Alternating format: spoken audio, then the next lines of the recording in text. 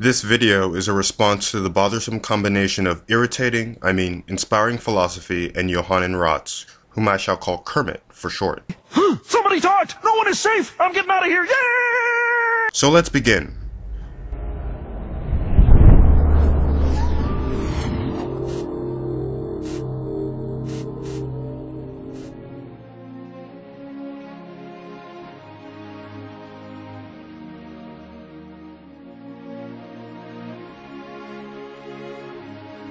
What is the mind? What is the universe? Are they one and the same? Is one an illusion created by the other? Are these questions meaningless to begin with? Why even ask them? No, these questions aren't meaningless. The universe is the totality of all known or supposed phenomena and objects throughout the cosmos and space-time. It's everything that exists. The mind is simply a label that we give to an emergent property of the brain. You see, when you have a brain that consists of roughly 90 billion neurons, with roughly 1 quadrillion synaptic connections, the amount of complexity for which such a combination allows may give rise to the illusion of a soul, making it seem like there is something intrinsic about consciousness, when really it's just reducible to neural interactions going on inside your head. But let's see what IP and Kermit have to say. In recent videos, we have discussed the strange results of quantum mechanics and its implications. Mind is fundamental. Realism has been falsified, and matter doesn't exist independent of measurement. The scientific evidence has piled up and led us to this conclusion. However, what IP fails to mention is that this is just one interpretation of quantum mechanics, but even then this is a gross misrepresentation. As has been pointed out to IP, most recently by Anders Smith, whose refutation of his free will argument I will link to in the description box, the observer effect has nothing to do with the physical presence of an observer. At least not in the way IP is talking about it. The observer effect has to do with Heisenberg's uncertainty principle, which is fundamental to quantum mechanics.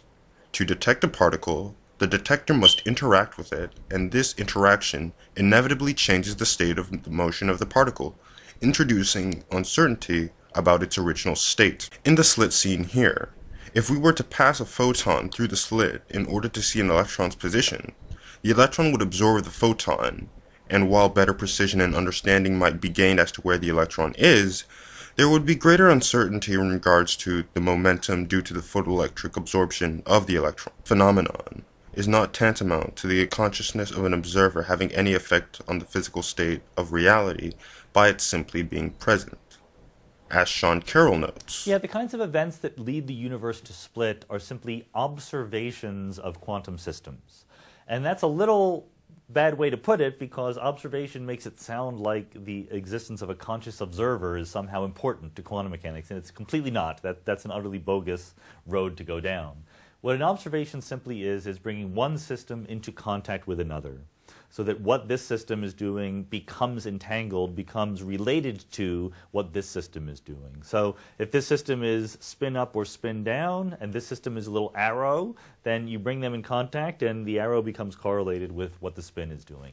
The situation of the electron in the slit is one in which, in order to gain the ability to make a robust measurement concerning the properties of the electron, you must give up the ability to know other properties with the same level of certainty. This is due to the mathematical inequality that describes Heisenberg's uncertainty principle, which describes the problems of measuring quantum mechanical systems. Without getting too technical, the equation that describes this uncertainty says that the product of the standard deviations of both the position and the momentum of a particle is greater than or equal to the quotient of Planck's constant and 4 pi. Quantum mechanical systems are very sensitive, but this does not mean that that same sensitivity scales up on a macrocosmic level, or even plays a role in the consciousness or the operations of the mind. Of course, IP could have known this if he had actually taken the time to open up a textbook and read or do some elementary research, rather than use Dr. Quantum videos taken from that awful movie, What the Bleep Do We Know, down the rabbit hole. But let's continue. So without further delay, let us begin. Premise 1. The mind exists. Premise 2. The properties of the mind are not that which matter can have. The properties of the mind are purely physical as far as we know. There is no evidence of an immaterial consciousness, soul, or spiritual essence that is separate from the physical interactions between neurons, axons, dendrites, and microtubules in the brain. Everything we know about neuroscience tells us that consciousness arises from these bioelectrical processes. Consciousness operates as the software, while the neural excitations and interactions between brain structures operate as the hardware. This should be obvious to anyone who can use a computer, literally. This is because the software, the images, the internet, and the media stored on the computer are separate from the hardware, but not independently functioning apart from the hardware. IP's point here is moot. What he's referring to here are phenomena viewed from a third-person perspective and how they relate to perceptual integrations of such phenomena viewed from a first-person perspective. This perspectival switching is crucial to this introspective argument and will play a role later as I dismantle it. Ironically, Kermit agrees with this too. Look at him on the atheist experience. Okay, so are you saying that the universe is a brain? I'm saying it's a mind, an integrated information system. It's a mind, an integrated information system. It's a mind, an integrated information system. It's a mind, an integrated information system. What we experience is a correlation between an electrical signal and the mental feeling of pain, but one can see the coherence of a possible world where one experiences pain without the need for an electrical signal. The point is that things like qualia are not physical substances. What we experience is mental substances like qualia, and then we assume they come from physical substances in and of themselves. But a mental substance, like the taste of sugar, does not exist with the physical substance. They are nothing more than the mental experience and all we really know. And then we just assume they correlate to physical properties. Therefore, upon examination, mental properties and physical properties are conceptually detached. Did you catch it? I'm not surprised if you didn't. What IP has done is that he has divorced physical properties from mental properties when it is simply a matter of perspectival switching. He is using the possible world scenario to say that we can have a feeling of pain without a corresponding electrochemical signal of substance P rushing through the cutaneous fibers to the central nervous system of our brain. You can actually reverse the scenario to have a possible world in which there is an electrical signal to the brain without any correlation of pain.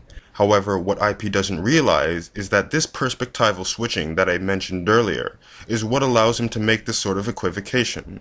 This, however, does not mean that the mental properties and the physical properties are fundamentally detached. Instead, it just means that they are viewed from different complementary perspectives. IP fails to realize this even though his partner Kermit has just contradicted him in saying that the mind is an integrated information system. In other words, pain is simply a label that we put on how the mind processes information in the form of an electrochemical neuropeptidic signal of substance P through the nervous system. The mental property is simply the label that we put on the way the senses process the phenomenological information of reality. In the same way, color is just the way the brain processes different wavelengths of electromagnetic radiation. This fact does not simply mean that color can be divorced from any sort of objectively existing physical reality. They are just different things viewed from different perspectives. IP and Kermit don't seem to understand this. Premise 3. Substance dualism is false. I won't bother with this now. Substance dualism has been shown many times to be erroneous and incoherent in so many different ways, but for those who are curious, I'll link QualiaSoup's and SisyphusRedeemed's epic takedowns of substance dualism in the description box. Conclude, all is mind. The universe is a mental construct.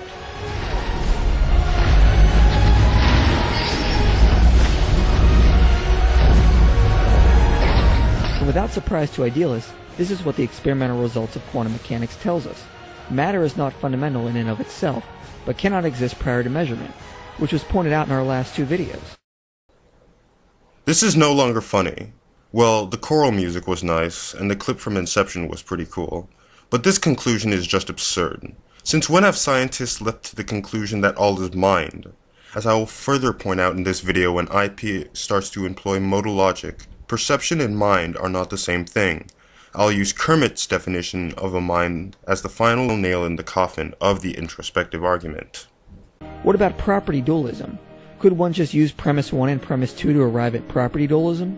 that the mental world is just a property of physical substances and therefore doesn't reduce to its own substance, but is just a separate property emergent from matter. However, this is not parsimonious or verifiable, since we only interact through qualia on a mental level. If there is mental and physical properties of one substance, it is not parsimonious to posit separate properties that we do not interact with just to save an independent physical reality.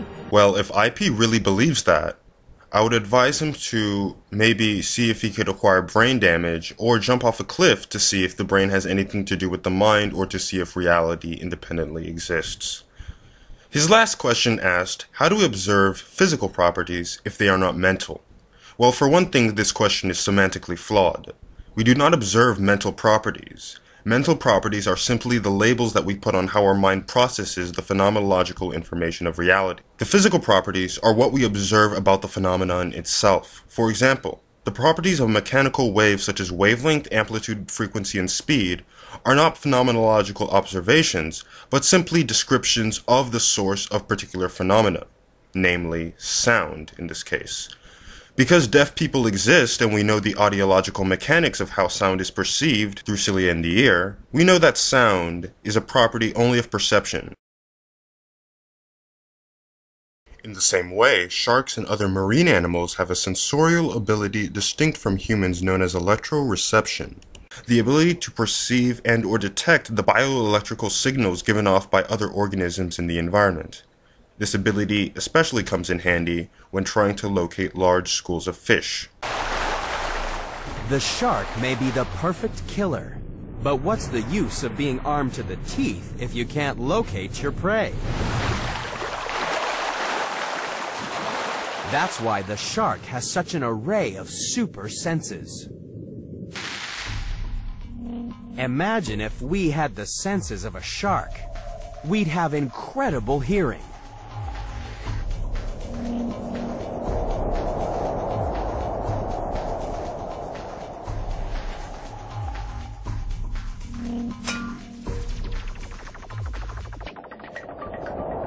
How would you like to be able to hear your food cooking 1,500 meters away? Your super sense of smell would let you track your food from nearly 1 kilometer.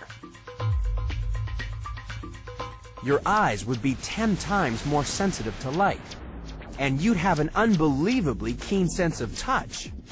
From a distance of 3 meters, you'd be able to detect enough vibrations to build up a 3-dimensional picture of your lunch. Sharks have taken senses we know so well to the extreme, but that's not enough to make them #1 in the countdown. After all, lots of animals have extraordinary senses of smell and sight.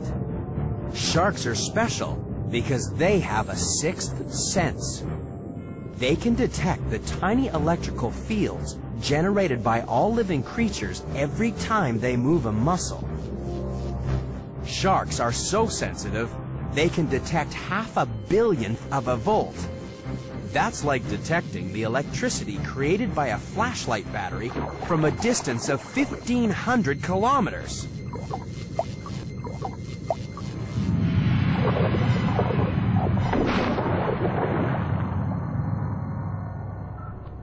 The 6th sense of the shark is thanks to a network of tiny voltmeters tucked into pits around its mouth.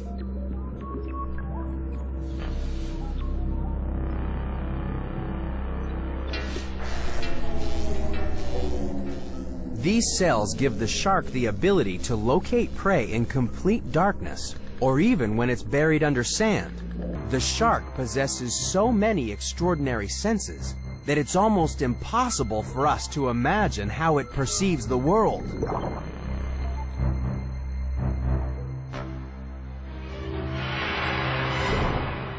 As was plainly evident in the previous clip, the physical reality impresses itself upon our and other animal sensory faculties, and from there the laws of physics and biochemistry allow our sensory faculties to work to output a cognitively filtered and interpreted picture of reality around us, what the 19th century pragmatist philosopher Charles Sanders Peirce coined as the phaneron.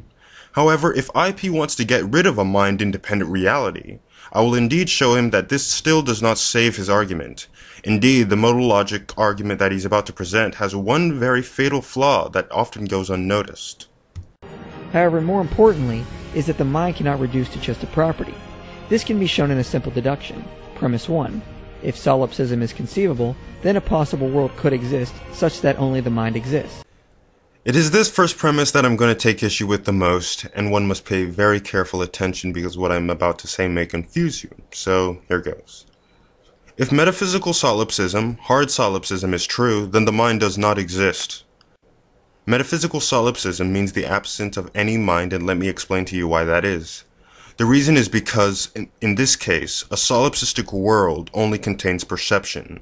If a mind were to exist in a solipsistic world, that mind would necessarily have to be a part of the perception, because the only reason a mind exists is to, as Kermit said, integrate and/or process the information of reality received by the senses. If metaphysical solipsism were true, then there would be no mind to process the information of reality because the metaphysical primacy of existence would be the perception. Thus, the perception would be metaphysically uncontingent. There would be no information to be integrated and/or processed because everything that would exist in a solipsistic world would be composed of such phenomenological information. Everything that would exist in that world would simply be a part of a ceaselessly swarming sea of perceptual information. Think about it this way. Let's set up two scenarios. Scenario A. A computer is out in the woods, receiving information in the form of phenomena from the reality it inhabits. These instantiations of the properties of these phenomena are then computationally interpreted and processed by the computer. Then there's scenario B. Everything that exists is pure phenomena generated by the computer, even the computer's environment. Ask yourself, is there any need for the computer in scenario B to process and/or integrate the phenomena that it perceives? The answer is no, because the computer autonomously generates the phenomena, and if it were like the computer in scenario A, it would have to both generate and process the phenomena at the same time, which is simply incoherent. In scenario B, reality is literally beamed from the computer. The phenomenological information of reality isn't processed, it's created, from nothing. What IP and Kermit argue for is the immateriality of perception, the ability to divorce perception from a mind, not the ability to divorce a mind from any sort of physical source or cause. IP's argument breaks down from the very first premise. The conclusion still follows. In fact, we cannot even conceive of a mind-independent reality without a mind. False. We cannot conceive of a perception-independent reality without a perception. This is because perception is necessary for conception, as the mental picture of reality is created by the brain, and the brain is needed to conceive of something, of anything. However, the perception is not necessary for the existence of reality, except in the case of a solipsistic world in which, as I just pointed out, the mind is non-existent. Having an experience of undivided consciousness does not tell you what consciousness really is or what its relationship to the brain really is. There's nothing about introspection that leads you to sense that your subjectivity is at all dependent or even related to voltage changes and chemical interactions going on inside your head. Of course, IP and Kermit, being the dishonest pricks they are, and fanciers of woo that they are, take Sam Harris completely out of context. What Harris was saying in that debate was that one cannot simply infer the causes of consciousness simply from introspection, but rather that a third-person perspective is necessary to truly understand it. But what about those who still reject these philosophical implications? Well, as Ian Squires said, it is probably fair to say that most members of the physics community would reject these ideas. However, the reasons would be based more on prejudice than on sound argument, and the proportion of those who reject it would be much smaller if we considered only those who had actually thought carefully about the problems of quantum theory. So he ends by shaming those who do not agree with his bullshit by saying, essentially, that we are just as gullible as the faithful that we so often demean. Well, here's another moment of inspiring philosophy not living up to his name. He didn't inspire philosophy in this video, but he corrupted it with his stupid bullshit. Thanks for watching. Did you hear anything in there that convinces you?